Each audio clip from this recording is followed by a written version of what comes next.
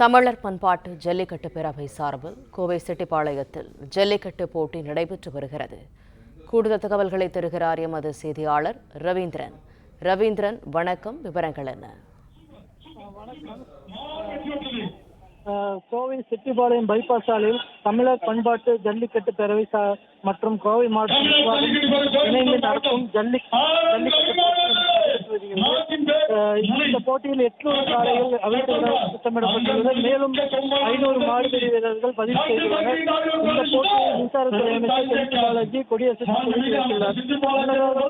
மாவட்ட ஆட்சித்தலைவர் பவன்குமார் முன்னிலையில் ஜல்லிக்கட்டு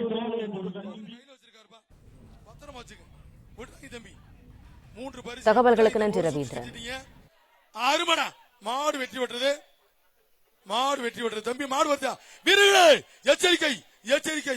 அது பாட்டுக்கு ஓசியில ஓட்டை போட்டு போயிடாமடா. மாட்டுக்காரர் டோக்கன் கொடுக்கல, நல்ல விவரமான ஆளு. எங்க Coimbatore super super super. Senthil Balaji வழங்கும் பிளே ஸ்டோர் மற்றும் ஆப் ஸ்டோரில் இருந்து பாலிமர் செயலியை QR கோடு மூலம் பதிவிறக்கம் செய்யுங்கள். செய்திகளை உடனுக்குடன் பெறுங்கள்.